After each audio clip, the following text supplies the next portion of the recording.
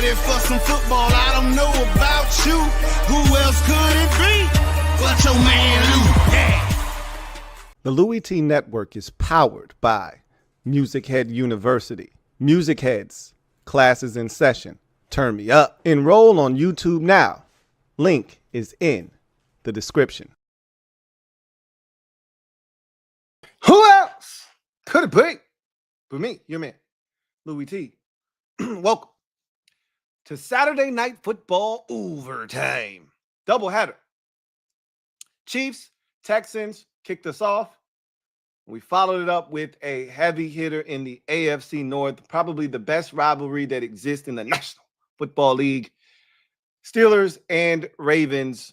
The NFL, I can't say this, they understood the assignment here on this Week 16 Saturday. They understood that if they came with some duds,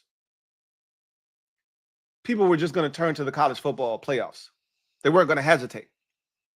We know those games are supposed to be good. And so the NFL, normally on a Saturday late in the season, you're liable to get some trash. That did not happen today, or at least on paper. The first game was okay. This game, I think the score is a little misleading because this was a close game throughout. It got a little bit sideways late, but this was a close game throughout. So I thought both of the NFL games were pretty solid in nature. All of the college football playoff games have been trash, although Clemson did make it pretty interesting for a brief second there. It didn't last long. They gave up a immediate 4-yard touchdown or whatever. And that one was pretty much done at that point. But let's talk about the game we just watched, and then we'll get to the second game, or the first game rather. Chiefs get a step closer to clinching the number 1 overall seed in the AFC. We'll talk about that a little bit later on, but let's start with this game here, because this one both games had massive playoff implications, but this one huge in the AFC North because this division had not yet been decided. Had the Steelers won this game, they would have clinched the division. They would have essentially swept the Ravens, and with 2 games to go and a 2-game cushion and owning the tiebreaker, they would have won the division. So they would have won the division had they won this game. And I've been kind of saying, and I think most of us thought the games went the way that we thought they were going to go today. I think a lot of you have been kind of saying the same things that I've been saying. I think we've been saying the same thing, which is the Ravens are the better team in that division, and we expect them to win the AFC North. Now, I will say this before we actually get to the game itself. If you're a Steelers fan out there, take solace in knowing that this is not the Steelers of old where you can't score, you're not going to be able to do enough. You get George Pickens back, it changes who you are drastically, obviously. I still don't think you're good enough to beat the upper echelon teams in the conference, but not having George Pickens drastically changes your offense. You are not the same team offensively without George Pickens in the lineup. And it sucks that one guy can do that to your offense, but George Pickens is your true number 1 wide receiver. You remove him from the equation, you don't have another guy that can pick up that mantle. Although I really like what you've been getting out of Calvin Austin, but you don't have a number 2 receiver really for that matter. Austin is as close as you're going to get in that regard. So you need Pickens back, and then that'll give you a shot against anybody if the defense can play. But these last 2 weeks, you've played heavy hitters in the Ravens and the Eagles, and you didn't have George Pickens for either game, and you were at a stark disadvantage without him. It is what it is. At the end of the day, it again take solace in knowing that in both of those games, it was a key turnover down a score that ended the game for you, right? The fumble against the Eagles when you were driving down 20-13, and then the pick 6 here when you were down 24-17. So you had opportunities in both games, and you just didn't get it done. So Maybe Pickens will be ready for the Christmas Day tilt against the Kansas City Chiefs. We'll see. But with this win, the Ravens clinch a playoff berth, but they've got their eyes set on this division. And as I've said before, I think they're the better team in the division, and I expect them to win the division. Obviously, the Steelers at home next week versus Kansas City, big game. They lose that game coupled with the Ravens win. Ravens then take sole possession of first place, and I don't think they're going to relinquish that. Now, Pittsburgh does still have to play Cincinnati the final week of the season. And as we know, that could be a pretty big game for both teams because Cincinnati's not actually eliminated yet. Obviously, we have to see what happens with the Denver Broncos, but a lot of people think the Broncos are going to lose this coming week or next week, excuse me. I as well. I don't think that the Broncos are going to lose in week 18, though, because I don't think the Chiefs are going to need that game because I think the Chiefs are going to go on the road and beat Pittsburgh this coming week on Christmas. And if they get that done, they'll clinch the AFC number 1 seed. They won't need the week 18 game. You'll see Carson Wentz in that game, and a number of starters won't play, Kelsey, et cetera, et cetera. And I surmise that the Broncos will take care of business in that game, but I digress. I'm on a tangent. So this game in particular, I thought started off with a lot of what was a precursor of things to come. Derrick Henry got off to a fast start on that opening drive. Now, the drive ultimately stalled out, and the Ravens didn't get any points. They were lucky to even get away with having the football and punting it because Alex Highsmith got to Lamar Jackson, forced him to fumble, but they were able to recover that fumble. However, that was a sign of things to come. He was able to run the football all day, over 160 yards rushing for Derrick Henry in this game. When you throw in Lamar Jackson's rush yards, they probably rushed for over 200 yards. Let me check and see if they did do that. Yeah, when you throw in Justice Hill's 2 runs and Lamar Jackson's 9 carries, they rushed for over 200 yards in this game, 220 to be exact. So, but Derrick Henry was the catalyst with 162 of those yards, and it started early, right? First carry of the game, as a matter of fact, I think was probably like a good 12, 14-yard carry, and that set the tone for the day. They really had no answers for him throughout, and when they needed somebody to settle them down, normally it was 22. They turned around and handed the ball off to Derrick Henry. Zay Flowers had a really good day. Had that deep ball when Baltimore was pinned back deep in their own territory on a 3rd and we'll call it 2. They took the shot down the field. Steelers have a decimated and depleted secondary. They lost Joey Porter Jr. during the course of this game, tried to come back after halftime, couldn't really couldn't go.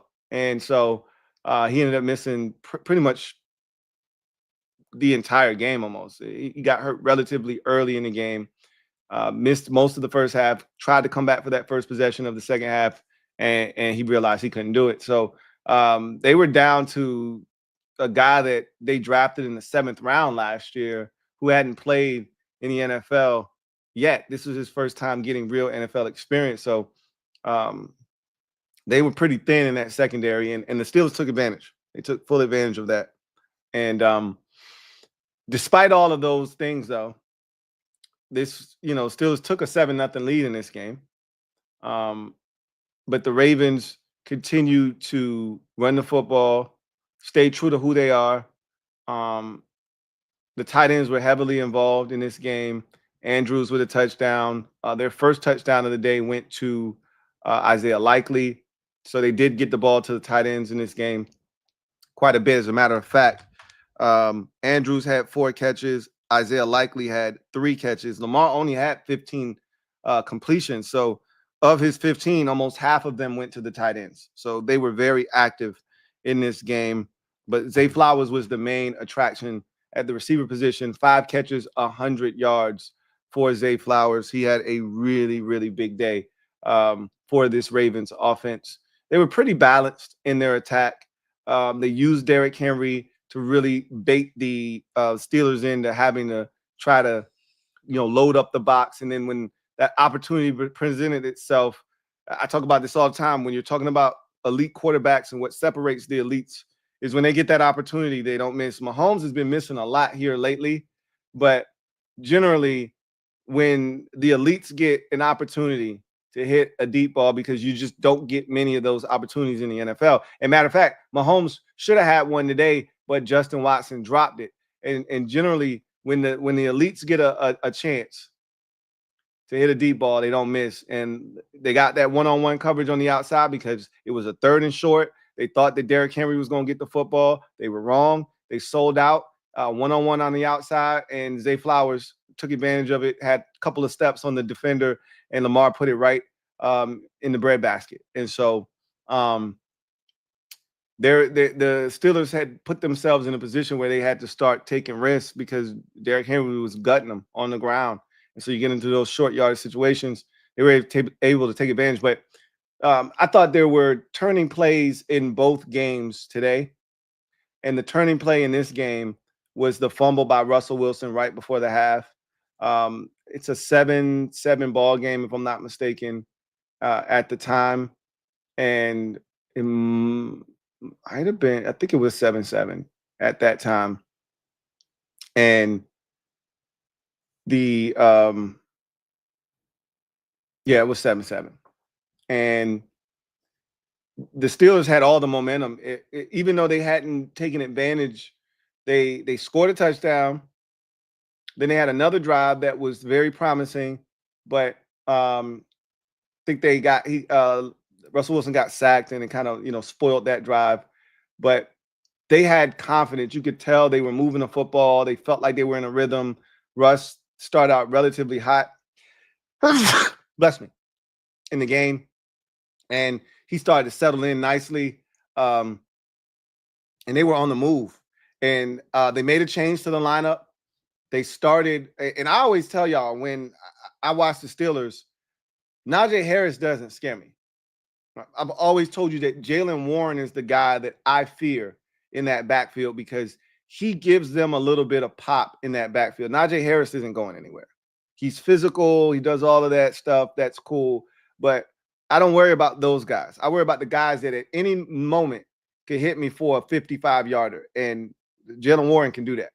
He doesn't usually do that, but the threat is there.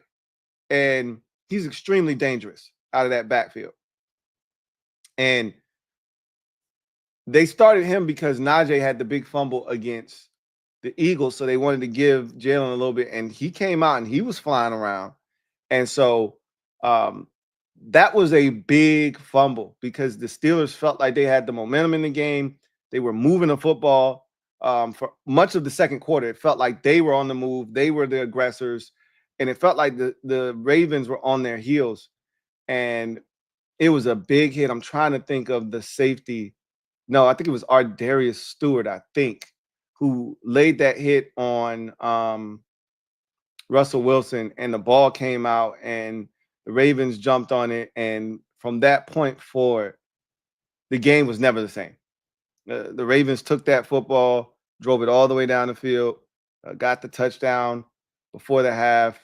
I want to say it was 10-7 at that point, if I'm not mistaken, because Tucker hit a 51-yarder, which he needs to see it go through the uprights. We never thought we would be having these conversations about the greatest kicker in NFL history, but everybody goes through one of these, situations where they're struggling and they're in a rut, and it just so happened to be his turn. But he needs to see it go through the uprights. So he hit a 51-yarder, I believe, in the first half, if I'm not mistaken. So let me see. I don't have to guess. Let's see if I'm right about the score. Yeah, it was 17. It was 10-7 at the time of that fumble. They then go down, score that touchdown, make it 17-7. And then the Steelers finish out the half with a field goal to give them a little bit of momentum going into the halftime break at 17-10. And they get the ball coming out of the second half. But that was a huge play by Darius Stewart. I believe it was him who knocked that football out. And it felt like the Steelers never really truly recovered from that fumble. That's when they had the most momentum in the game. Never really regained the momentum from that fumble. The Ravens did a great job of capitalizing off of that turnover. The Steelers had 2 turnovers, and the Ravens scored 14 points off of those 2 turnovers in the game. So turnovers are key in this series in particular. The last time these two teams met, the Ravens had 3 turnovers, and those 3 turnovers were huge in that game. And so the ball was on the ground quite a bit for the Ravens in this game. I don't know what it is about when they play the Steelers that they are so sloppy with the football, and it's all over the place. But that ball was on the ground 3 times in this game, but they were able to recover all 3, and that was the difference. Now, they did turn it over. Lamar had an interception, something he really hasn't done this season. Only 4 now on the season for Lamar Jackson. It's amazing the season that he's having. This is the best season Lamar Jackson's ever had. Yet he probably won't win. No, not probably. He won't win the MVP this time around. I think that award already has Josh Allen's name on it. But with the way he's playing right now, it's shocking to see him throw it to the other color jersey. But I think it was a miscommunication between he and Rashad Bateman. I think Bateman sat down, and Lamar expected him to continue through on that shallow cross. And so that miscommunication led to the ball going straight to Minkah Fitzpatrick, who picked it off. That was a crazy turn of events there. So at that point of the game, it's a 24-17 game. The Steelers are right there, but the Ravens are threatening. Derrick Henry just ripped off a big run. And good job of the defender. I want to call it was the safety. Maybe Minkah cut him off and forced him to cut back because they weren't going to win that foot race with Derrick. I've always told you, I've never seen somebody catch Derrick Henry from behind in a straight line foot race. Never seen it done. College, NFL, never seen it done, right? And he turned on the gas and turned on the burners, and he turned that corner, and he was gone. And if not for that Steelers defender that forced him to stop his feet, cut back, he would have scored there. And that was a big play because obviously the next play, if I'm not mistaken, or 2 plays later, it might have been, Lamar throws the pick. And so it felt like, wow, that was the opportunity for Baltimore to really put a stranglehold on this game. And there's this interception and good hustle by all of the offensive linemen of the Ravens, because I thought Minkah was going to score for a second when he picked that off. After he made that first defender miss, I was like, hey, there's a convoy. But I always tell you, defensive guys don't know how to block. They just like to run next to the guy with the ball. They don't actually, like the guys, the only time defenders block really well is if an offensive player doesn't know they're coming. So, one of the things defensive players love to do is peel off and get a guy whose head isn't on a swivel. But when it comes to them running and they see people coming, they don't do a good job of blocking because that's not something they normally do.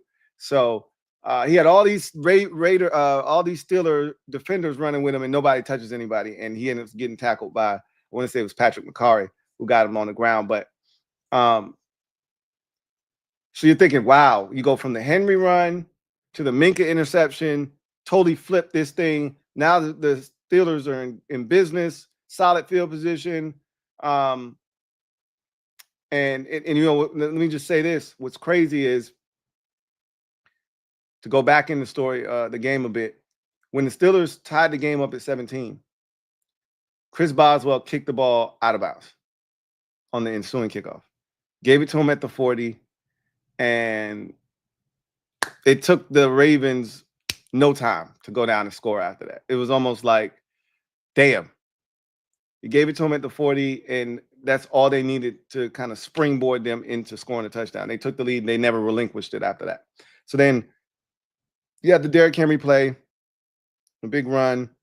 You didn't get the interception by Minkah, and you're thinking, okay, the Steelers, this could be an opportunity to tie the game again. And if they can tie this game, put a little bit of pressure, because they own the Ravens, do the Steelers. Like, mentally, they're in their head.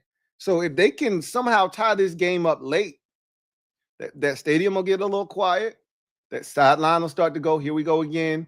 Lamar might start getting in his own head. He just made a big mistake. Like, this could be the beginning of the Ravens unraveling here. And if they do, the Steelers could go into Baltimore, into M&T Bank, and come out division champs.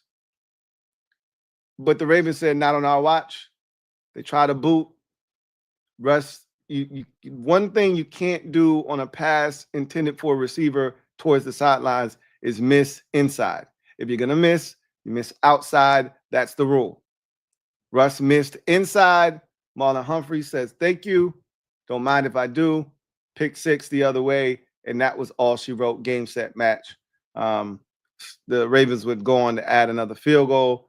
But that was a big turn of events there.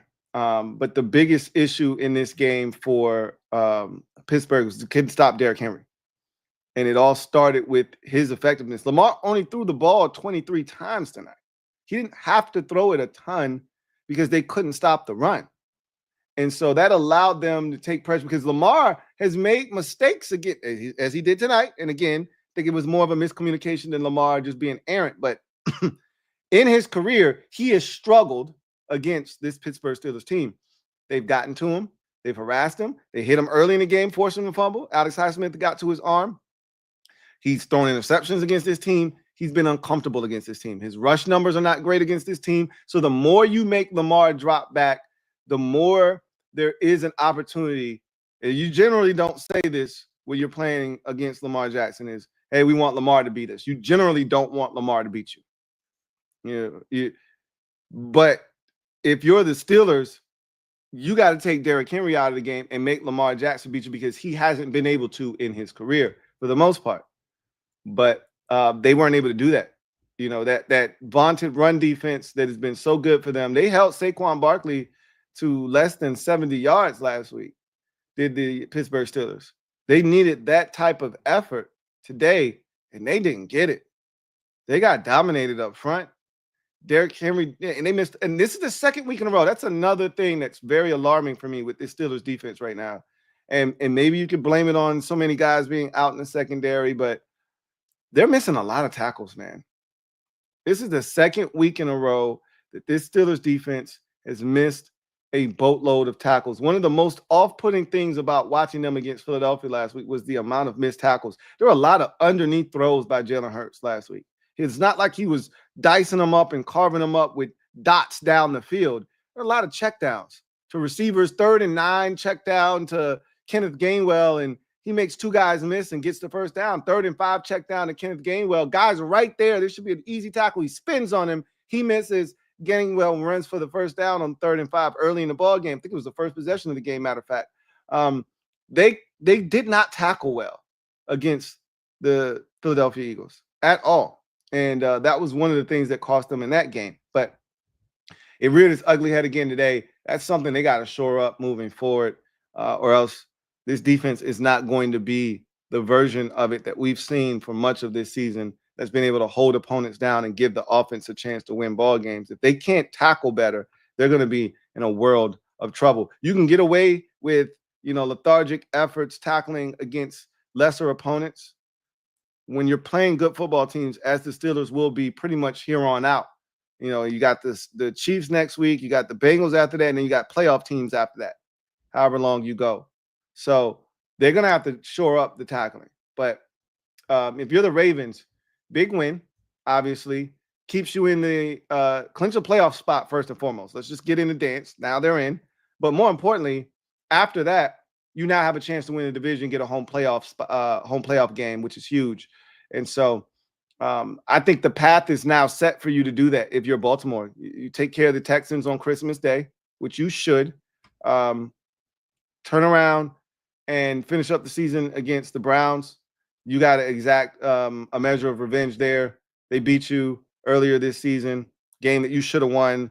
Jameis Winston throws an interception right to Kyle Hamilton. He drops it. That would have clinched the game, but that's nor here nor there. They got you the last time. You need to get your lick back. You will, to finish up this season. If it comes down to that, needing to win that game, which it will, to clinch the division. And so they will lose the game. The Steelers will lose to Kansas City next week, more likely than not. So you'll have a chance on Christmas Day to take over sole possession of first place, and then all you got to do is win in week 18 to solidify what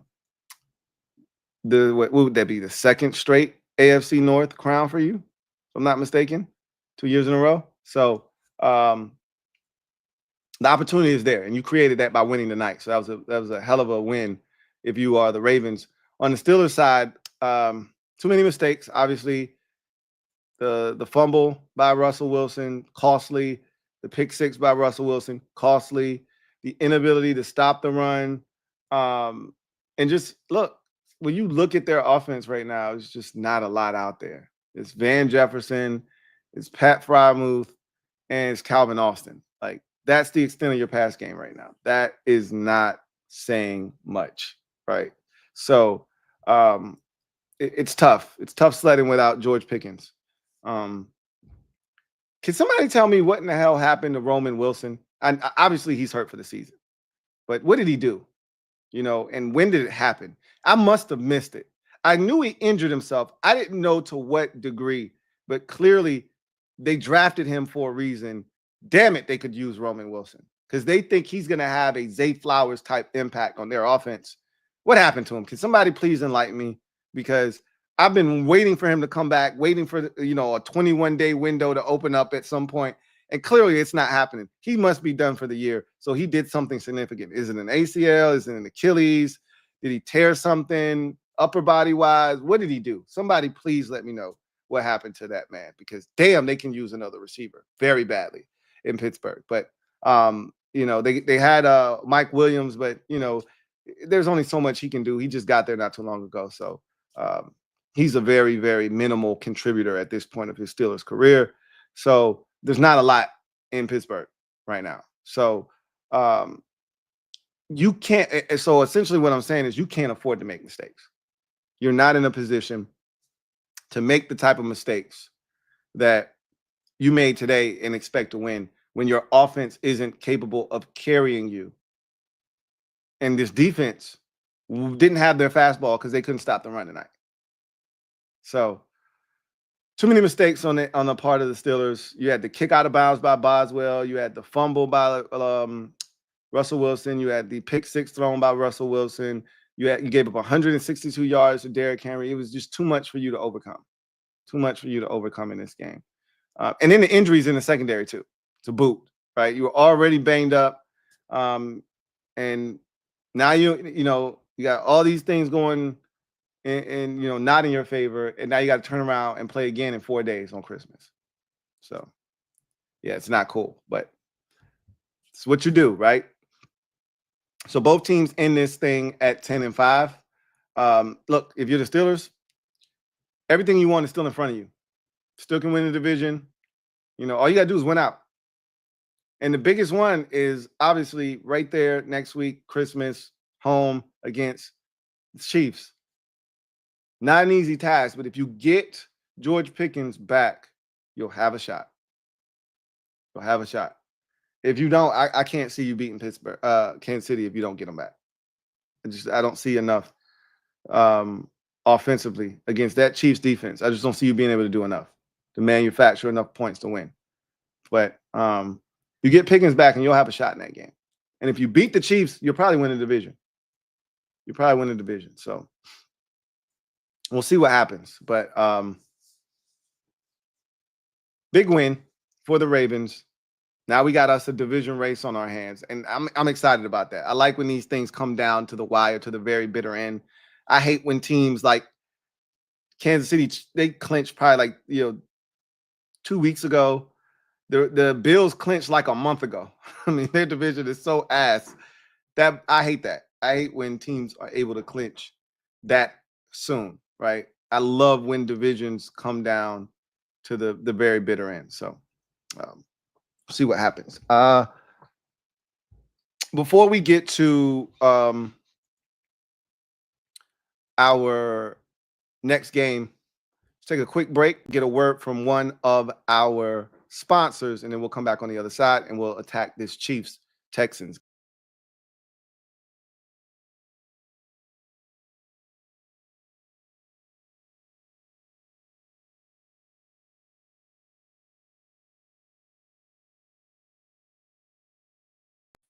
My bad. I don't know what just happened. but that was an error on my on this app. This software been tripping here lately. Hey, okay, I know what I'm looking for now. Yeah, it's been tripping. For those of you who are mob members, y'all know what I'm talking about because it was tripping on the film session. But anyway, let's go ahead and do that now. These results, people are out here making free money, man.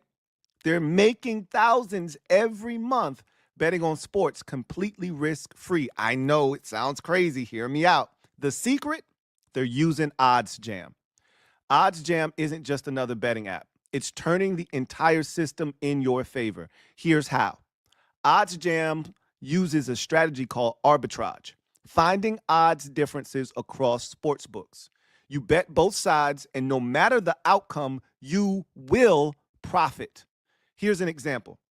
If you put $500 on Boise State to win on FanDuel and $335 on their opponent, San Francisco, on DraftKings, you're guaranteed no matter what to make $50, win or lose. It's that simple. With the OddsJam's mobile app, you'll get real-time alerts on these opportunities every day. People are making thousands monthly. And to get started, use the code LouisT for 35% off and a 7-day free trial. I guarantee you'll profit during the trial, and if you don't, cancel with just one click, no questions asked. Don't leave money on the table. Go to oddsjam.com, use the promo code LouisT, and start making money the smart way. So, Chiefs need to win the next 2 games in order to clinch the AFC West. Now, they just need to win 2 out of their final 3. It doesn't matter which 2 they win.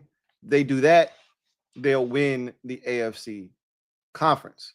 They're up 2 games with 3 to go going into today's contest. So 2 wins, no matter how they get them, is going to clinch the number 1 seed out on the AFC bracket side of the bracket. So this was a step in that direction at home against the Texans team that already clinched the AFC South. They are a playoff team, but they haven't been playing the kind of football that lends itself to them winning a game in the postseason. They look like food for any AFC wildcard team. If you're a team in the AFC and you're not going to win your division, you want the 5th seed.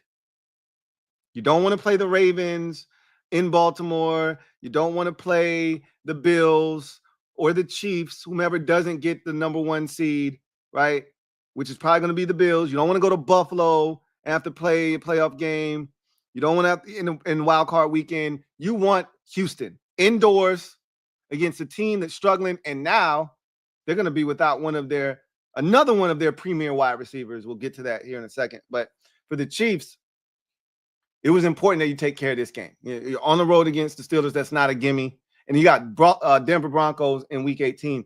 You already know that they almost came into your building and beat you, just a little over a month ago. So you really don't want to have to need that game in Week 18. And with Mahomes having an ankle injury, everybody complaining about the 3 games in 11 days. Boy, would it be nice to go ahead, wrap it up by Christmas, and then allow Mahomes to heal and any other guys that have any other ailments to just rest up over this Christmas break. Essentially, they would be off for that entire period. They wouldn't play in Week 18. They would be out for the first week of the playoffs. You could essentially get Mahomes 3 weeks of rest if you win the next 2 games, right? So this was the first step towards that. So you're at home Saturday, tilt against the Houston Texans, and defense started quick with the interception on the opening possession. They quickly turned that into a touchdown, and just like that, it's 7-0. And I'm thinking they're about to roll these boys because I already told you I don't love the way the Texans are playing football right now. So I figured they're about to roll these boys. But of course, in typical Chiefs fashion, nothing's ever easy for them. They never make anything easy. And so the Texans hung around. And the Chiefs, I thought, did a really good job in this game of harassing C.J. Stroud, I thought they did a really good job of establishing the run with Kareem Hunt. They sprinkled in a little bit of Pacheco, but this was more about Kareem Hunt in terms of the ground game. Matter of fact, I think he might have been their leading rusher. Kareem had obviously had the big run at the end to seal the deal, but even before that, like Pacheco, he had 9 carries. Kareem had 11 carries in the game, and I thought they did a good job of staying in manageable third downs. It felt like they were consistently, whether it was short pass game that put them there or the run game getting 3 or 4 in early down situations, felt like they were constantly in manageable third downs. Let's see what their third down percentage was in this game. Felt like the Chiefs, 7 of 13 on third downs, and you could feel it. Both teams were 7 of 13 on third downs, but Todd Blackledge talked about it. I thought he did a really good job. I actually think he's one of the better color analysts that does both college and the NFL. I like him better than Kirk Herbstreit, actually. But Todd Blackledge talked about the Texans struggling on early downs, putting themselves in third and longs, which happened a little bit today as well. But you could argue the Chiefs have had that issue with penalties and the lack of a run game and consistency there. They've been in some third and longs themselves. And, a lot was being made about Mahomes' ankle going into the game. And what did I tell you? I said, we hear about Mahomes' ankle, the narrative, with his ankle all the time. And I talk about this with him in particular. No quarterback injures their ankle and comes back faster and plays like nothing's wrong with his ankle more than Patrick Mahomes. So, of course, he's going to come out. And I'm not telling you that he's not injured because I watched him get hurt against Cleveland. I know he injured his ankle. And watching Quarterback, the series on Netflix, you get a great look at what Mahomes goes through when he does injure his ankle to put himself in a position to be ready. He puts himself through some serious rehab, right, to prepare himself to play even after injuring his ankle. So I knew he was going to be ready for this game. And he went out there, he had the touchdown run on the opening possession, or after the turnover, rather. And he looked good mobility-wise. He moved around well, was able to extend plays. He did. I thought one of the key plays in this game was, I thought it was a fumble. Tim Settle hit his arm, and that ball looked like it was out, and it looked like his forearm pushed it forward. They called it incomplete. I think had there not been a roughing the passer penalty, which was the right call, Derek Barnett clubbed him upside the head. But if that does not take place, they initially ruled it a touchdown on the field. Toe picked the ball up, ran it for a touchdown. They initially ruled it a touchdown. They then came back and said it was incomplete. I wonder how that would have gone, because the call on the field would have been huge, because if they would have left it a touchdown, and I'm thinking they had like an expedited replay, I think that ball was out personally, but whatever. It didn't matter because Derek Barnett clubbed him upside the head on that same play, and that gave them a 15-yard penalty. So whether it was a fumble or not was irrelevant. He, got called for UNR, and at that point, the Chiefs were able to take advantage of that. They ultimately went down and scored. Another big storyline heading into this game was the debut of Hollywood Brown as a Kansas City Chief. It was a big offseason acquisition. He injured himself in the first preseason game, as a matter of fact. Missed all of the season thus far, and this was his first time in a Chiefs uniform. I'm still kind of adjusting to seeing him. Seems like the Chiefs have all of these weapons now, right? Now it's just about getting them acclimated and getting everybody on the same page. You have Hollywood Brown, you have DeAndre Hopkins, you have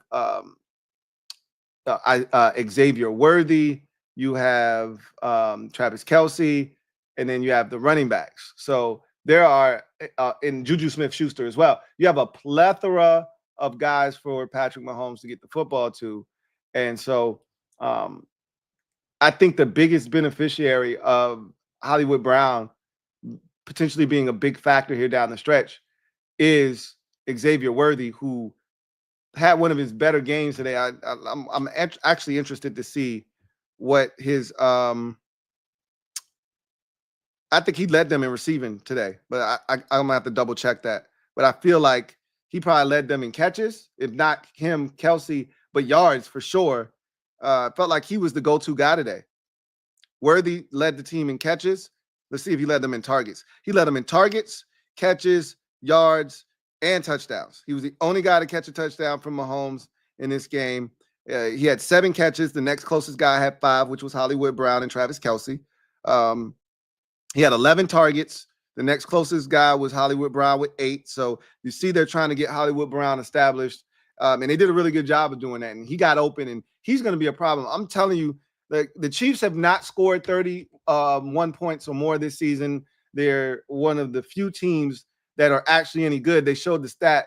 I had seen it on X probably like a week ago. Somebody had it up, and I was like, yo, that's crazy. I actually had to go look it up myself because I didn't believe it. But they scored 27 today. And they could have scored a touchdown late in the game. They had opportunity after the Kareem Hunt run, but they went down because it was more advantageous for them to just take the knees and end the game. But they could have scored over 30 today. I'm telling you that this offense has a chance to be dynamic again now that Hollywood Brown is back. If they can protect Patrick Mahomes, look out. He had a chance to hit a deep ball to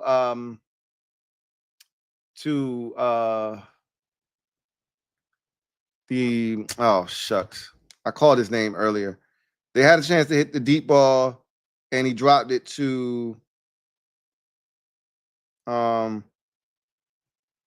Justin Watson. And so I'm telling you, shit's about to open up offensively for them. It's speed now. They got possession receivers. They got speed receivers. They got guys that can do, everything. They got Juju Smith-Schuster, DeAndre Hopkins, and Travis Kelce as possession guys underneath. And now you got 2 guys that can stretch the football field vertically. DeAndre can work the intermediate too. And then you got Hollywood Brown, who can work the intermediate and the deep. And you got Xavier Worthy, who can work underneath and then work vertical. So they got guys that can hurt you at all levels now. And they went from an offense that didn't have nearly enough weapons to now an abundance of them. And they starting to get to a level where you can see Mahomes is rounding into form with these guys. It's going to take a little bit of time, but you can see the 27 points they put up today, they're going to have a chance to turn into a real threat here down the stretch. Like, I've heard people say, oh, it's the worst 13-1 team I've ever seen. Now 14-1. Put some respect on their name. As I've said, you're talking about the 2-time Super Bowl defending champions. Like, you could tell me all you want about this and that. They winning games, and they're getting healthier. They're getting guys back. That's a scary proposition, right? So I actually thought this was a good game for them. Mahomes didn't turn it over, right? And that's been something. Now, he did get sacked in this game. Oh, only once. It felt like he got sacked like 3 times. He got pressured a little bit. He's been sacked a bunch this season.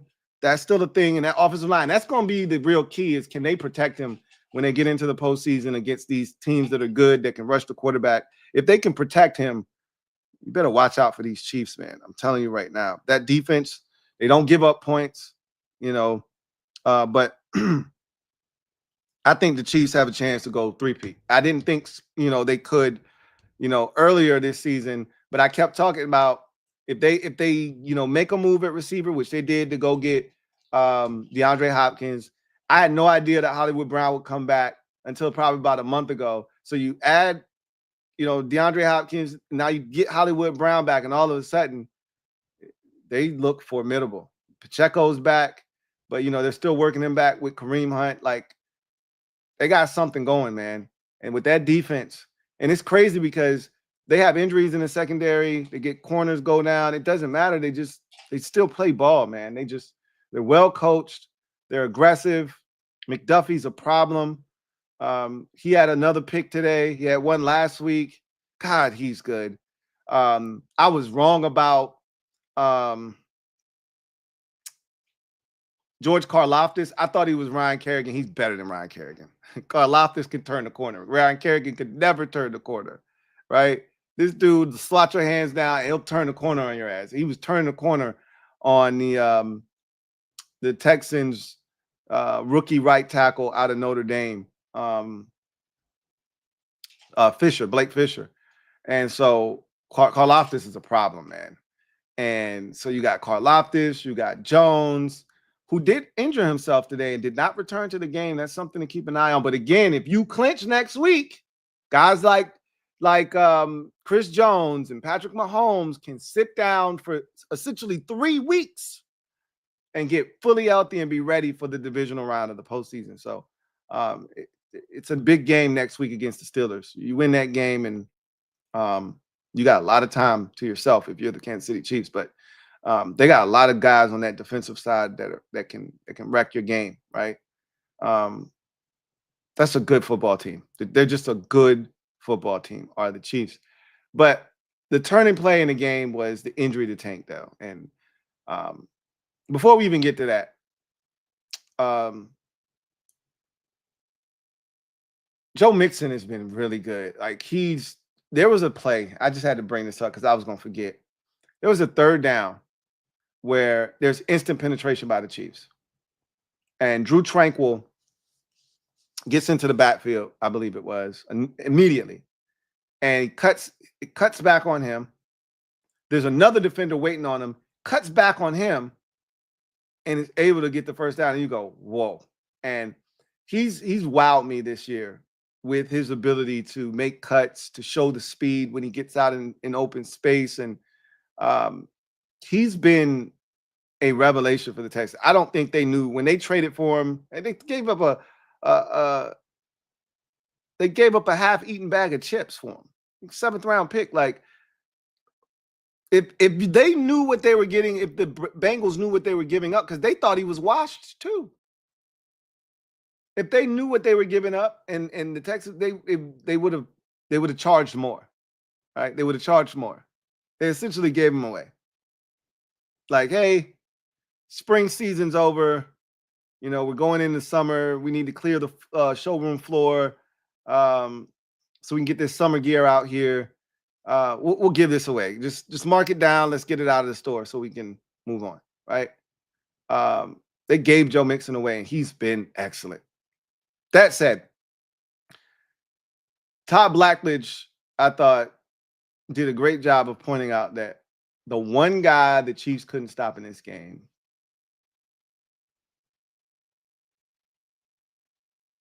was Tank Dell, right?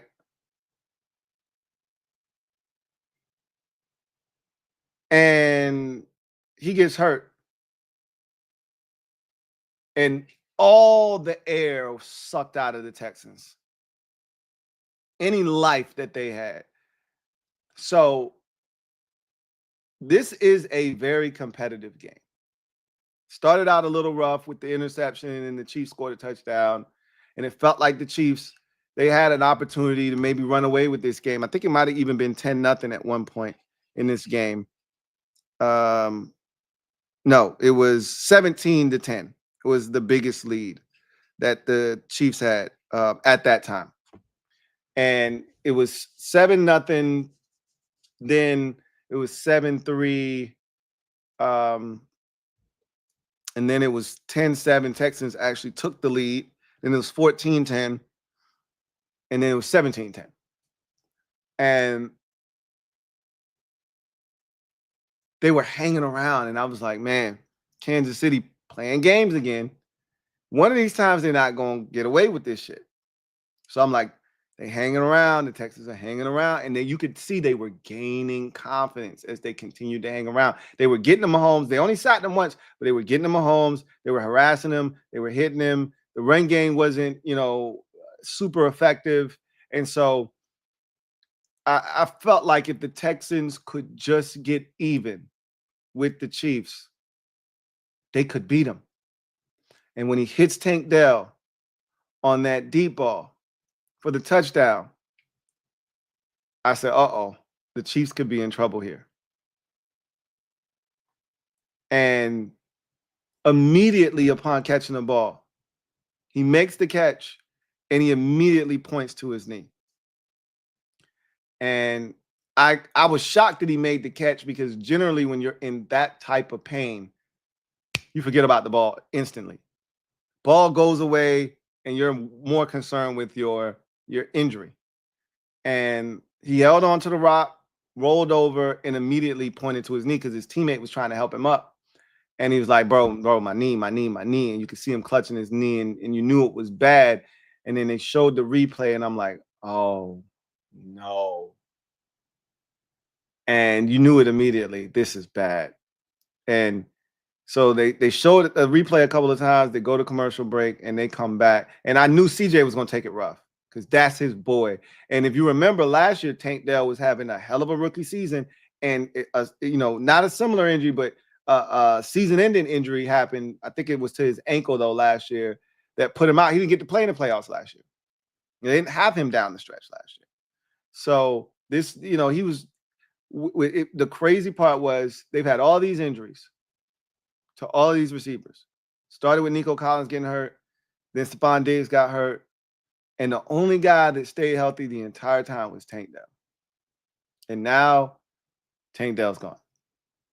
And they come back from commercial. As right as they were going to commercial break, CJ Stroud took a knee, and you see him praying, and you knew, like, he went from jubilation, like, yeah, to seeing the Jumbotron and knowing, oh, shit, Tank might be gone. And he was sobbing, like, uncontrollably, like he was hurt, that his boy was hurt. And I felt bad for the receiver. This is a practice squad guy up for the first time this season, just trying to make a play, diving in the end zone. He thinks the ball's for him. He doesn't know that Tank Dell's coming from the opposite side of the field. He's diving, trying to make a play, and it's his helmet that collides with the side of his knee that, does the damage. And he felt like shit too. And I felt so bad for him. And they had to console him because he felt bad. Like, oh my God, I did this. This was my fault. And so it was a lot of that going on. And I'm like, oh man, and I'm a Tank Dell guy. Tank is my guy. I wanted my team to draft him out of Houston. So I hate to see it. And, prayers up for Tank Dell. They took him immediately to the hospital. Anytime they take you off in an ambulance and straight to the hospital, it usually means that it's some serious shit that usually requires emergency surgery. So prayers up for Tank Dell and his speedy recovery. You never want to see that happen. But in that moment, I knew the Texans aren't going to finish this game the way that they need to win.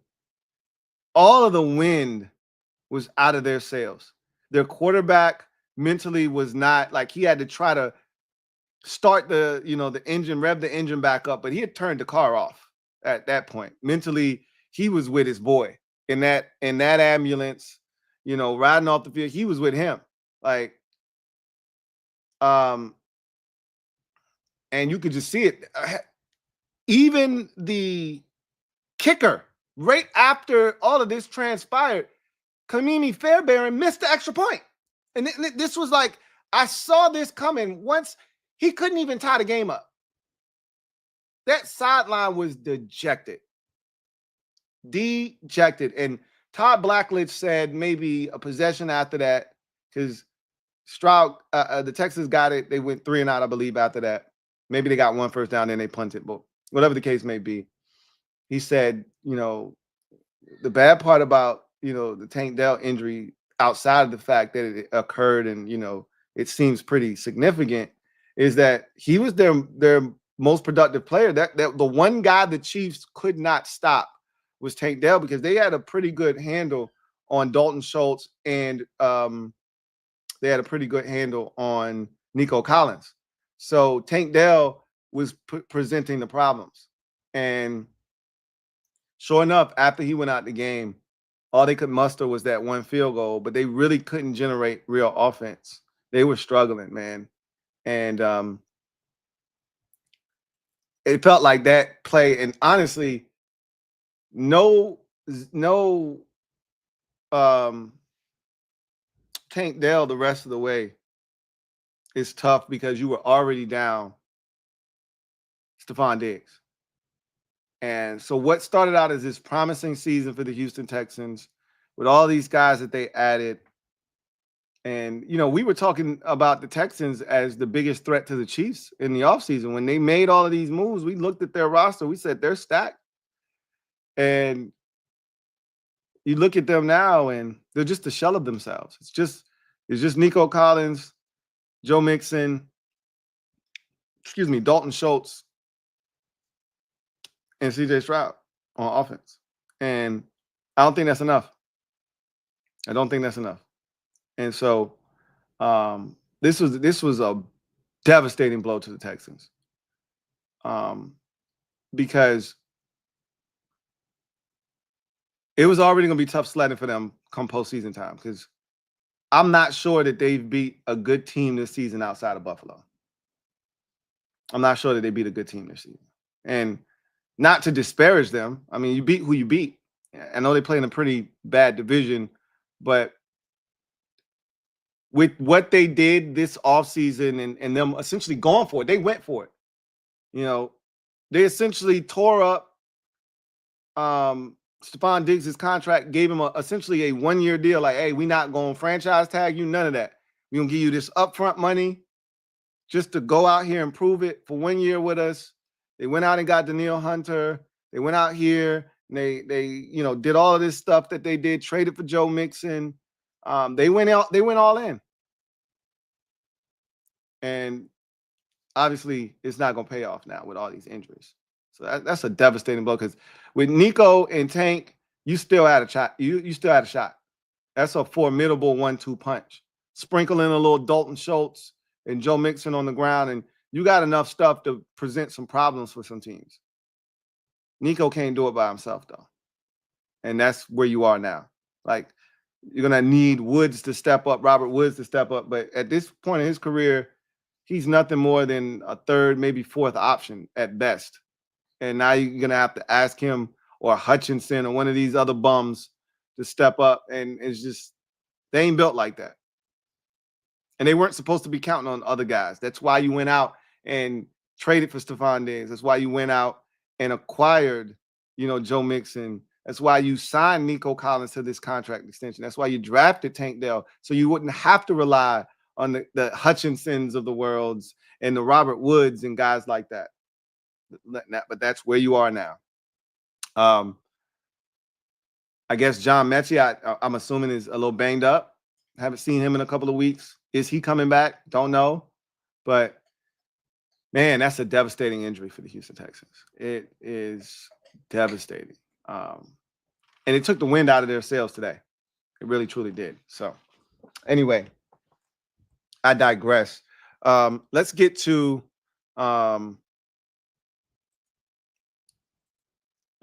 Inside the Odds, brought to you by BetUS.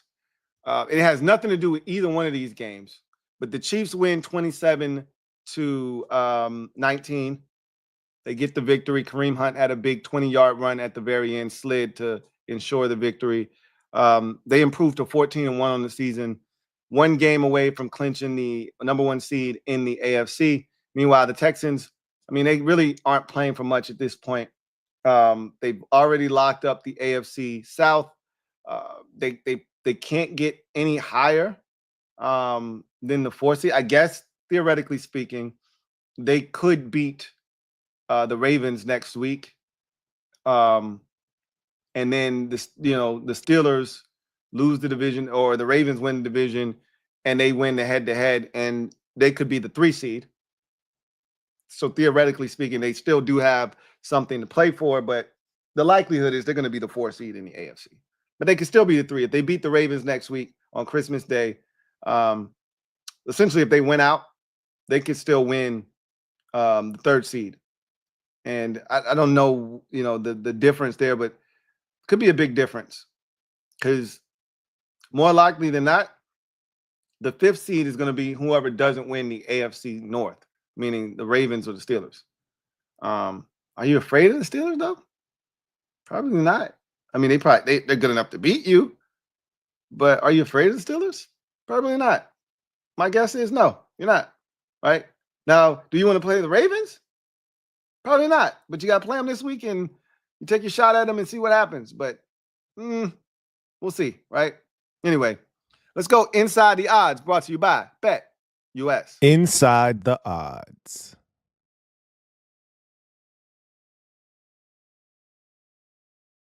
Looking for a new book? BetUS has you covered. Fastest payouts in the industry. Get back up to 10% on your net losses twice a year, as long as you've been active within the last 6 months. And here's the big kicker for new users.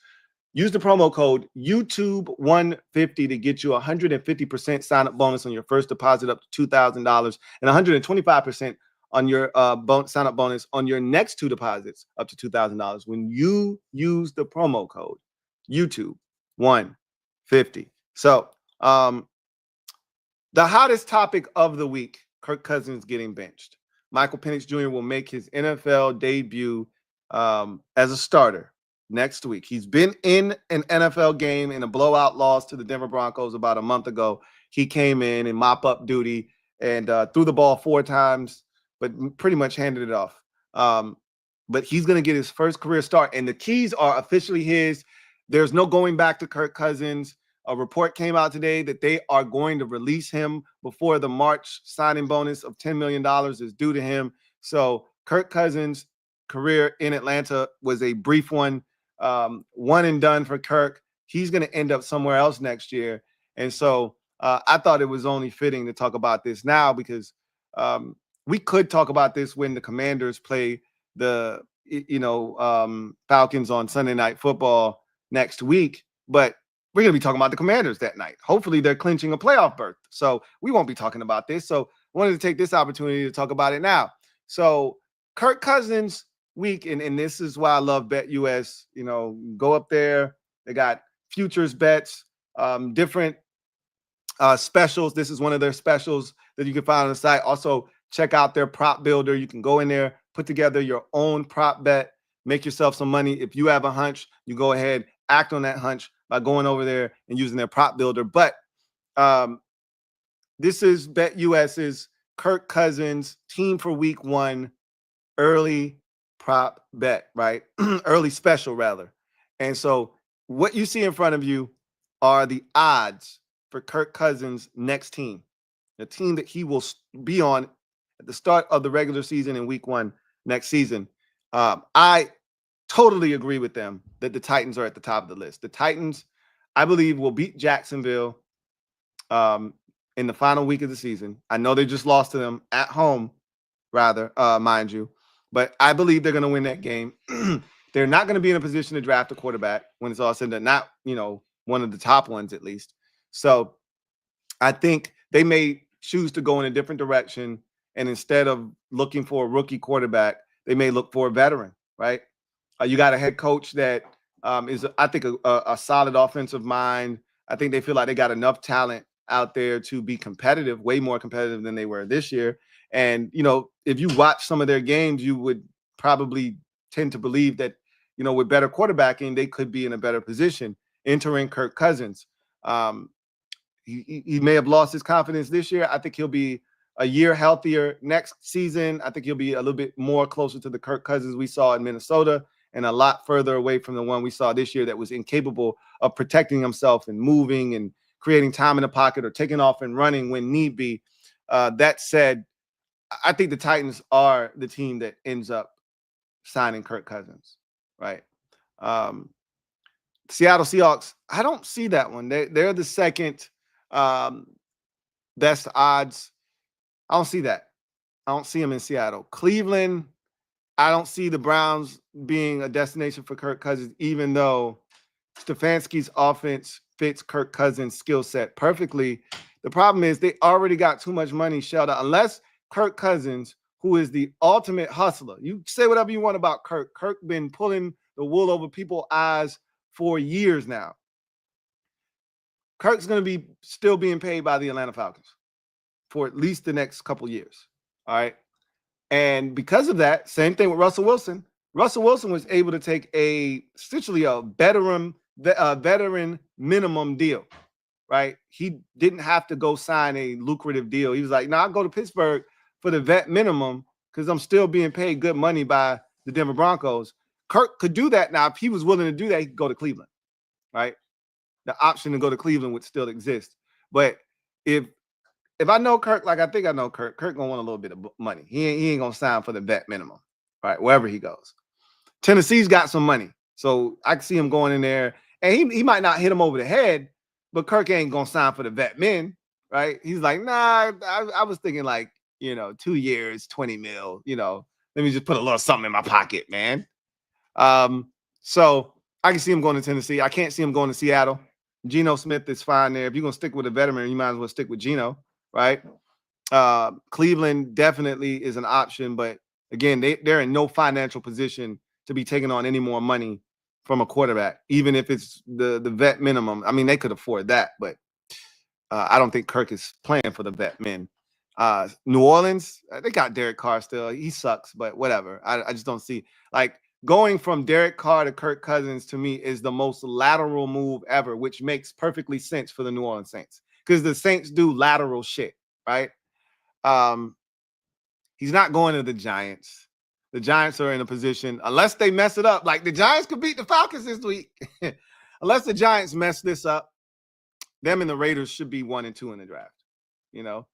Like, I'm going to tell you right now, though, the Raiders play the Jags this week. Oh, my. If you're a Raiders fan, this is the most nerve-wracking game of the season because you could actually win on Sunday. If you're the Raiders, you're like, oh, shit. Why do we have to play Jacksonville? Of all teams, now, why them, right? The one team that would allow the Raiders to win 9-7, Jacksonville. So, shit could get really interesting. But I digress. He's not going to the Panthers. They're going to roll with Bryce Young. The Jets aren't going to go from Aaron Rodgers to Kirk Cousins. That doesn't make any sense. I could see him going to Indianapolis with Shane Steichen. I could see that. The Joe Flacco thing did not work out for them this year. And Anthony Richardson is not the answer in Indianapolis. I think I could see Kirk Cousins maybe going there and working out in Shane Steichen's offense. But that's the extent of it. He's not going to Tampa, the Patriots, the Dolphins, or the Cowboys. So to me, there are only maybe 2 or 3 realistic destinations. If somehow the Raiders or the Giants F up their draft standing and can't get back into the quarterback sweepstakes, I could see one of those 2 teams wanting Kirk Cousins, especially the Raiders. They want to win. Like, they need to win. They want to win. Like, the Browns. Did you hear Myles Garrett talk about, I need to see a plan? Like, I need them to explain to me how we're going to be relevant, or I got to go, man. Y'all are wasting the prime of my career. I don't have time for this shit. And so Deshaun Watson ain't it.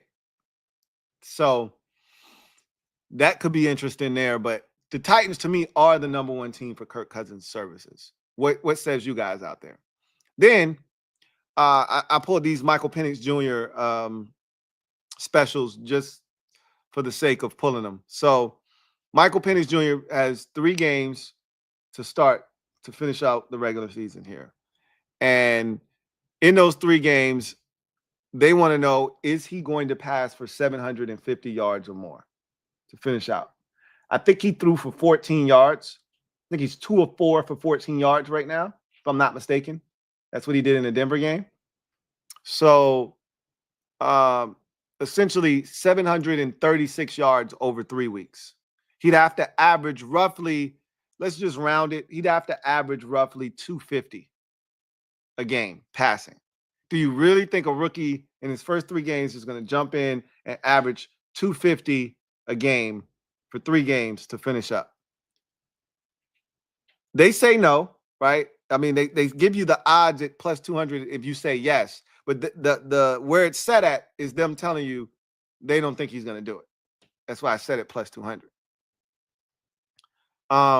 Now, they're definitely, will he hit 1,000 yards in these final 3 games? He would have to average roughly 333 yards passing, roughly. Again, if we just average it out. Forget about the 14 yards that exist. Just blank slate, he'd have to average essentially 333 yards. That'll get you to 999. You'd have to have 1 yard extra in one of those games. Plus 3,300. They're pretty much, and if you were betting, yes, he's going to hit 1,000 yards in these 3 games. He'd have to go crazy down the stretch to do that. Either in one of these games, 2 of these games, or he'd have to be really good in all three. Highly unlikely. Now, the 700, I wouldn't rule that one out. The 750, rather, I wouldn't rule that out.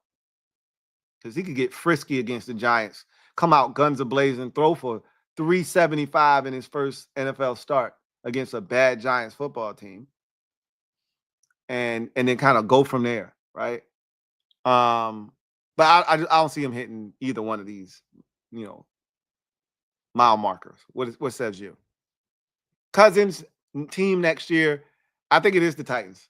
That's the odds, and I think that's the team with the best shot to get him. That makes the most sense. They're not going to get a quarterback in the draft. They're going to probably need a veteran because they're going to move away from Will Levis. If they're benching him again, he's cooked. So anyway, I digress. Big shout out to BetUS once again for sponsoring this stream. So let's get to the comment section. We'll make this short and sweet. I won't talk your head off. I know the Tennessee-Ohio State game is, oh my God, 21-0 in the first quarter. Wow. Okay. So maybe you don't have anything to do now on Saturday night. Man, I said this on social media, but these college football playoff games have been a dud. And I said this, that these lesser teams are showing why they don't get invited to the party. Normally don't get invited to the party. I mean, for all of the people that were begging for, an expansion of the playoffs and giving teams an opportunity, this is why you don't do the shit right here. SMU made an ass out of themselves. Indiana looked overmatched. Tennessee is getting their ass whooped. And I get it, they're SEC team. Indiana's a Big Ten team. Doesn't matter. Like, if you ain't built for this shit, you ain't built for it. Like, it's the reason we see the same four teams every goddamn year in the playoffs. Georgia, Alabama, Ohio State, Michigan, Clemson, Notre Dame. It's the same 6 or 7 teams every damn year just cycling out, with 2 usually being in, which is Alabama and Georgia, right? And in Ohio State usually, and if it ain't Ohio State, then it's Michigan, right? And people get mad because those are the best teams. And here we go. We let all these other teams in because we want to make it fair, and now all these lesser teams getting their ass whooped. Clemson shouldn't have been in there to begin with. At least they put up a fight because they used to being in this stage. So they put up a little fight on the road at Texas, but they were overmatched. And now we ain't even got out the first quarter yet, and Tennessee getting their shit kicked in, getting their shit pushed all the way in. And we ain't even through the first quarter yet. Anyway, if you're out there and you want your comment to be read and reacted to, use the hashtag LouisTLive to have your comment read on the air. If it is pertinent and time permits, I can't guarantee you that the time will permit because we had 2 games to get to, and I was running my mouth talking about a whole bunch of other stuff. So I can't ensure that we'll get to your comment. But if you want me to get to your comment, if you want to ensure that I get to your comment, super chats are the way to do that. Not only will you ensure that your comment is read and reacted to, but you also jump straight to the front of the line in doing so. So with that said, Metaphor kicks us off. Thank you for the super chat. Greatly appreciate you. Thank you for being a member of the MOBB. Metaphor writes, nice football Saturday. We'll be sure to bring home the dub tomorrow, Lou. I appreciate the opportunity to attend. Let's effing beat these pigeons. Well, you know what to do. And I really appreciate you for being a valued member of the MOBB, man. It's just a small token of my appreciation for all that you guys do in supporting the Louis T Network, man. And so you know what to do. I don't have to tell you. Take care of business. Enjoy yourself. But above all else, bring that damn dub home, right? Keep it where it belongs. We're not letting somebody come into our house. Just like the Ravens told the Steelers, you are not clinching the damn division in our house. You want to do that shit, you do it somewhere else. You ain't doing it here. That's the same way I feel about Philadelphia. You want to clinch the division, you do that shit at home. Don't bring that shit here. No, don't clinch that bitch here in our house. So you know what you got to do. All right. This football Saturday was overrated. This was supposed to go down as one of the greatest football Saturdays ever. And clearly, the playoffs have not lived up to the billing in college football. Notre Dame took care of Indiana in a pretty ho-humish game. Like, The environment was great. You know, I haven't seen South Bend rocking like that before. You know, Riley Leonard was like, "This place is crazy." After the game was over, he said, "This place is nuts," because they were so loud. Like they was ginned up. It was 20 degrees, and they was out there having a blast. But I do like the home field environment, though. That's pretty dope. You're giving these raucous fans an opportunity to be in attendance, rooting on their favorite college football teams in a playoff environment. That's dope. You've seen teams right now. Home teams are 3-0, and they're looks like they're gonna be 4-0 now after Penn State is up 20, or not Penn State. Ohio State's up 21-0 in the first quarter, and they just forced the turnover of Tennessee, and now they're getting the ball back. Looks like the home teams are going to be 4-0 to start this thing off. So anyway, I enjoyed the NFL games, though. I can't say that. LT, thank you for the super chat. Greatly appreciate you. LT writes, will getting swept by Philadelphia be brushed under the rug? Let me ask you this, LT, because you ask me a question every show. Will you be back after y'all lose? Will I have to go find you, or are you going to come back? Just a simple question. You know where I'm at. You know how to find me. You'll be back here. If y'all beat us, you'll be back here. You'll be back. I know you will. But if you lose, will you be back? That's my question to you. If y'all sweep us, is it going to be swept under the rug? Yeah. You got the broom and the dustpan. You tell me. If you sweep us, is it going under the rug? Is it going in the dustpan? Is it going in the trash? Where are you sweeping us up to? You tell me. You the one with the broom and the dustpan. If you sweep us, you tell me, is it going under the rug? That's up to you. That's up to you. You the one with the broom and the dustpan, not me. You tell me. If you beat us, my goal at that point is to say, hopefully we see you again in the playoffs. See if you can do it a third time. That'll be my answer to you. Christopher McLaughlin, thank you for the super chat. Greatly appreciate you. My guy, Chris, thank you for being a member of the MOBB. C-Mac writes, hey, Lou, what's going on, Chris? Says, hope all is well with you and the family. Likewise, as always, man, really, truly do appreciate you. My guy, Chris writes, 3 questions, 1 and 2. Do you think John Harbaugh is a Hall of Fame coach now, or does he need to win another Super Bowl or get to 200 wins? And where do you rank Patrick Mahomes all time if he wins another Super Bowl? So I'll start with Harbaugh. I'll answer these in a manner that you asked them. Is John Harbaugh a Hall of Fame coach now? I think so. I really do. Now, I think it's debatable whether he is or not right now, because he's had so much success, but only 1 Super Bowl to show for it. And it was so long ago. You're talking about 2012 was when he won that Super Bowl. This man's been the #1 seed at least 2 or 3 times, and they haven't made it out of the divisional round a couple of times as the #1 seed. And then last year, he was the #1 seed, and they didn't make it out of the championship game. So I think he's underachieved with some of these really good teams that he's had. So I do think that's a bit of a stain on his resume. So to win another Super Bowl would do something that very few have done. There aren't many coaches that have won multiple Super Bowls. It's a very small fraternity of coaches that have won multiple Super Bowls. So I think that a second Super Bowl would cement him as a Hall of Fame coach. I think he'd probably get in now, but I mean, look, Mike Shanahan isn't in, and he should be in already, to be honest with you. I think the end of his career in Washington might have, tarnished his legacy just a smidge. But something else to consider when you talk about coaches is impact. And a lot of times the way we gauge impact is your coaching tree.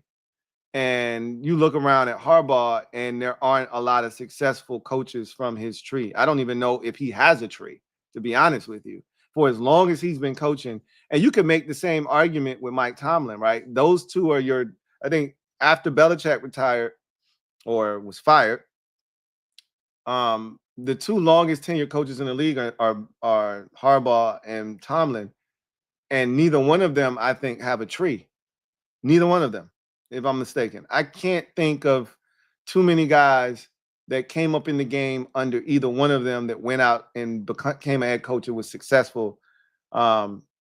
So that's another thing that people look at, and that's why Shanahan should be in the Hall of Fame, because not only did he win the Super Bowl twice, but he's credited largely for the zone run blocking scheme, the stretch, the outside zone, the inside zone, and the success of that and the popularity of that.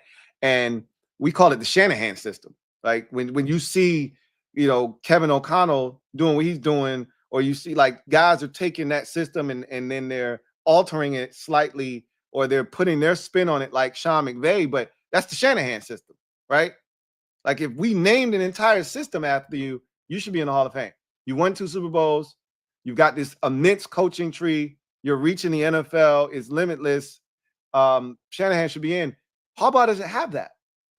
And if Shanahan's not in, he's a 2-time Super Bowl winning head coach with an immense tree and an offense essentially named after him, and he's not in the Hall of Fame yet. I think he's going to get in eventually. I think he's a part of the finalist group now, if I'm not mistaken, but still, he should have already been in, and he's not in. I think Harbaugh still has some work to do. So I changed my mind. Harbaugh's not in yet. He's got some more work to do, but he's heading in that direction. One more Super Bowl, I think, to your point, because I don't know where he is wins-wise and how close he is to 200, but he's not going anywhere anytime soon. He's going to be coaching for a while. I don't see him going anywhere. He's going to get to that mile marker. The question is, can he win another Super Bowl? As long as he's got Lamar Jackson, he should be in a position to win another Super Bowl. So he's not in yet. But another Super Bowl, I think, puts him in. Now, as far as Mahomes, all time, if he wins another Super Bowl, I think that catapults him to the GOAT status all the way up to number 1. And here's why. Now, if you want to argue Brady's won, and that's fine, then you would put Mahomes right there, like nipping at his heels at number 2. For me, I would put him over Brady, and here's why. No disrespect to Tom Brady, but Brady never did this, right? Brady never won 3 in a row. No other quarterback has ever won 3 in a row. No other team has ever won 3 in a row, let alone quarterback. So he's done something that no other quarterback in NFL history can lay claim to. That's hard to do. This league has been, running and established for almost over 100 years, right? Over 100 years. And they've been counting Super Bowls now. We almost approaching 60, right? Where we at? Like 59, I believe. Wherever we are, we're getting close to 60 of these things. And no quarterback has ever won 3 in a row, including Brady, who won 2 in a row. Now, this man, and you keep in mind, Mahomes, I don't even think he's 30 yet. How old is Patrick Mahomes? How old is Patrick Mahomes? Let's find out. Patrick Mahomes is 29 years old. He'll be 30 at the start of next season. He turns 30 in September 17th.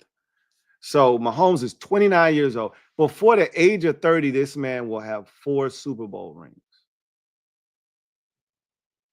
Before the age of 30, this man will have 4 Super Bowl rings. 3 of them in a row. What does Brady have? 6, right? Or is it 7? I always mess up the count on Brady. Is it 6 or 7? How many Super Bowls do the Patriots have? Let me look it up. I always mess up the count on Brady. And then after the show, somebody's like, Tom Brady actually has fill in the blank. Let's see. He got 7 of them hoes. Woof. 7 of them hoes. So, God, golly.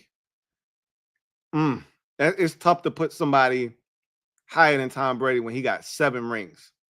But because Mahomes may not get to 7, bro. Do you understand how hard it is to get to 7 of them things? But Mahomes has done things that we've never seen Tom Brady do. Mahomes has a chance to do something that no other quarterback has ever done in NFL history. And he's got a chance to do it before the age of 30.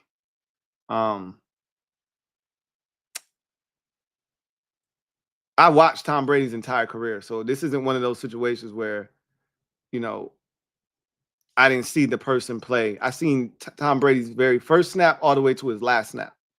So I can tell you what Tom Brady has been and or what he was. And he wasn't Patrick Mahomes. He's a damn good quarterback. And the thing that you could always say about Brady is he's a winner. Well, so is Patrick Mahomes. So you win this 3rd Super Bowl, I'm putting him at the top of the list. He's not there yet. But a 4th Super Bowl before the age of 30, 3 of them in a row, something no other team, no other quarterback has ever done in NFL history. Yeah, I'm putting him at the top of my list. Because I know if he wins this 4th Super Bowl, he's not done. Even if, you know, they don't win it the next year or the next year after that, even if it's a little gap, he ain't done yet. He ain't done. That's crazy, though, to think about him winning. They ain't winning the shit this year. They can't, right? I ain't counting them out.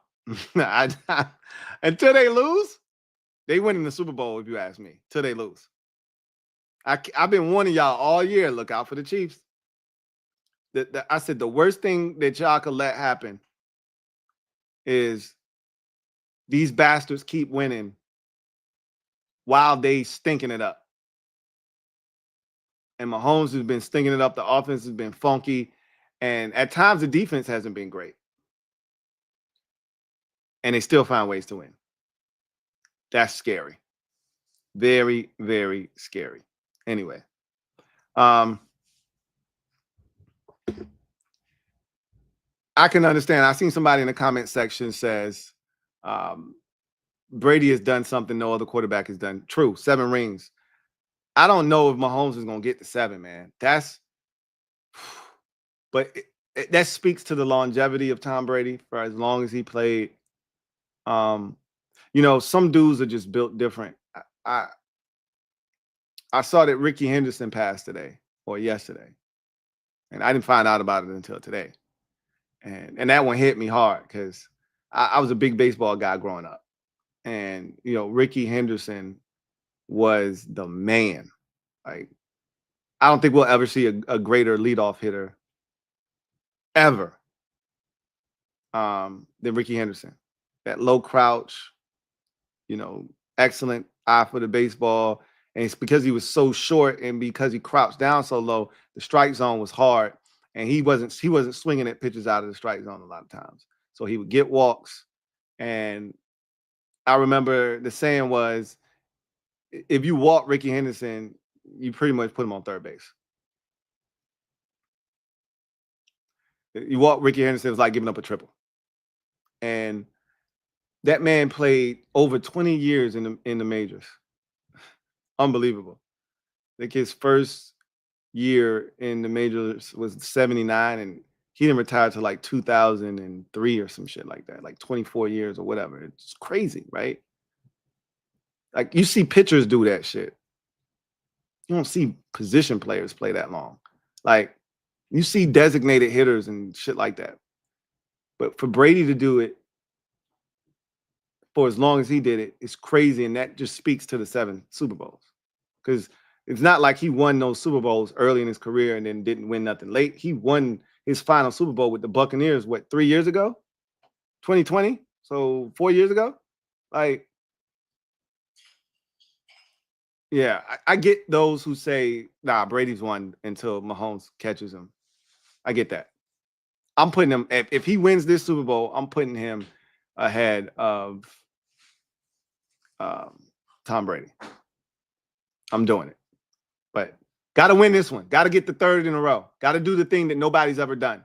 Because Brady's done something nobody's ever done, and probably nobody else will do. I don't even know if Mahomes can catch him. You get this fourth one, though, there's a conversation that starts to be had. But you got to do something nobody's ever done if you want to pass Brady. Because the only other thing you can do at that point is catch him. If you don't get the 3 in a row, then you got to catch him. You can not catch him and finish your career with 5, and there's a debate. And the people that want to use the ring debate, go right ahead. Right? It's the same thing that people do in the LeBron Jordan debate. A lot of times it's the rings, and then they go to never lost in the finals. Like, it's little certain things you use as your argument. But I'm just going with the eye test.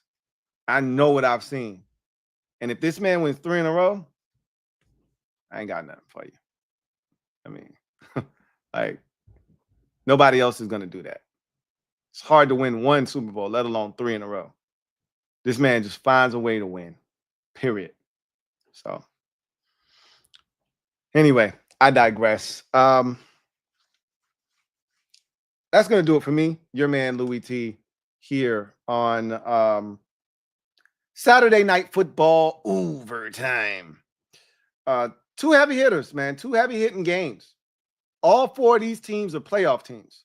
All right. All 4 of these teams are in the playoffs. All have clinched playoff spots. With the Ravens winning tonight, they clinched and punched their ticket to the postseason. Steelers had already done so. Chiefs had already done so. Texans had already done so. So these were 4 playoff teams. The NFL brought it in terms of the matchups and the teams that they put on this Saturday.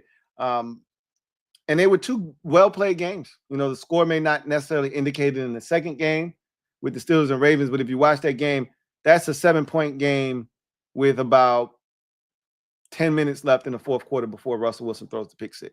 So that was a close ball game. So anyway, Steelers fall to the Ravens 34-17. And now they got to fight for this division. They had a chance to clinch it. Now they got to fight for it. They're on the road on Christmas Day, or excuse me, at home on Christmas against the Kansas City Chiefs. That's a big, boy, that shit got rough late, man. Eagles, Ravens, Chiefs, 3 weeks in a row. Damn. It might be 3 straight losses for the Pittsburgh Steelers. We'll see. Meanwhile, for the Ravens, big win. Gets them right back. Clinches a playoff berth first and foremost, but gets them right back in the divisional race. Tied atop that division now at 10-5.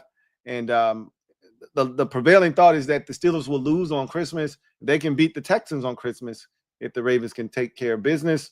They will take sole possession of first place, only needing to win in Week 18 versus the Browns to clinch the AFC North.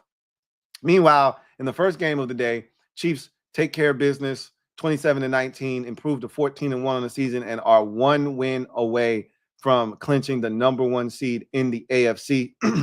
Mahomes and company get it done yet again.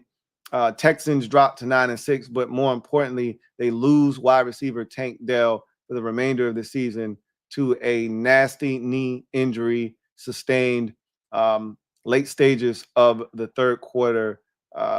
Dell caught a touchdown, collided into by a teammate, did not get up, had to be strapped to a gurney in terms of stabilizing the knee, put into an ambulance and rushed to the hospital where he is going to stay. So assuming that means he's probably going to have surgery, emergency surgery. Hopefully everything goes well for Tank Dell, but that is a devastating blow for the Texans, who not only lose the game 27-19, but lose one of their best receivers. They're not going into the playoffs feeling good, are the Texans. They haven't played good football in almost 2 months, it feels like, to be honest with you. They've had some gut-wrenching losses. They've had some near disaster wins, and they've had some really back-breaking injuries. And Tank Dell is just the latest in all of that. So now 9-6 for the Texans. They had an ugly loss to the Jets, just a gut punch of a loss to the Lions. They're not playing good football. I don't like the way they're playing. And now this injury further complicates things for them moving forward. Anyway, I digress. That's going to do it for me, your man Louis T, here on Saturday Night Football Overtime. Big shout out to BetUS for sponsoring this stream. Head over to betus.com and use the promo code YouTube150 to get you a 150% sign-up bonus on your first deposit up to $2,000 and 125% on your next two deposits up to $2,000. Once again, when you use the promo code YouTube150. You guys enjoy the rest of your evening. This Ohio State game is 21-0 still in the second quarter. Doesn't seem like Tennessee is going to make a ball game of it, but you never know, right? But in any event, I will see you guys tomorrow after the Commanders-Eagles game. Also, we'll see you after Sunday Night Football. So I will see you guys tomorrow in some capacity. Hopefully, it's a jovial situation as the Commanders have gotten their 10th win of the season, split the season series with the Eagles, and gotten one step closer to clinching a playoff berth with a victory at home over the Eagles. Hopefully, that is what we are talking about tomorrow. If not, you'll still see my face all up in your space anyhow. Until then, I'm your man, Louis T, signing off. You guys have a good one. Take care. God bless and good night.